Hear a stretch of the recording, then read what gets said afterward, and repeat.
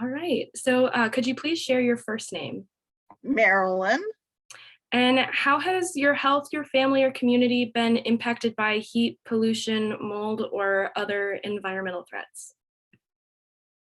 I'm not sure that it's necessarily been impacted. When I moved into my house in 2018, and I changed the windows to make sure that my uh, inside temperatures were not in uh, not compromised by poor window seals and stuff like that. So I changed my windows in my house. And then I think was it 2019, 2021, 2020 or 2021, I put solar panels on my roof. And that was basically to maximize going green and not having to use energy, whatever the AEP was using for its energy sources, to cut down on, and like I said, go green.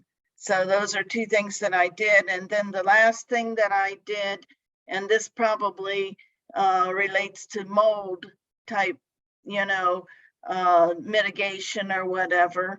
I had EverDry come in and encapsulate my one crawl space and make sure that I didn't have a wet basement.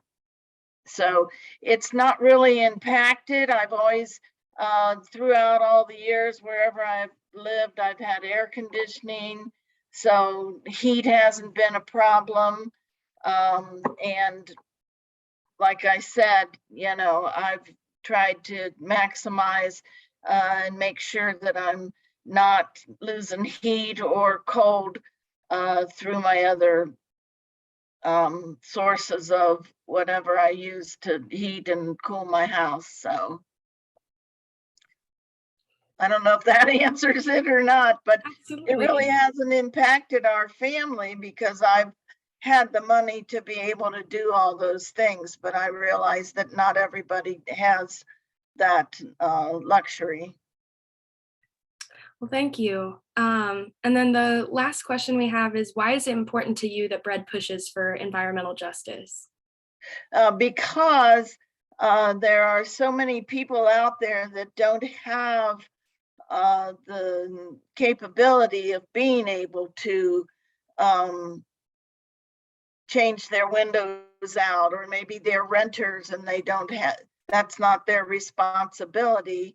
And there's a lot. I used to work for Life Care Alliance, which does the meals programs, but they also have other programs that they do during the summer. They have people donate fans to the fire department, and Life Care would pass them out to collect them all up from the fire department and pass them out. And I participated in that when I worked for Life Care. So that's another program where people that don't have air conditioning, that we try to help them get access to what they need to stay cool in the summer. So I know there's lots of programs out there. When I did work for Life Care Alliance as a wellness nurse, I tried to be aware of all the different programs there were to pass on to my seniors, where they could access things like the fans and other similar programs that were out there to help when people had problems with heat and moisture. And we've been talking in the environmental justice group. There really isn't any program that helps with mold per se.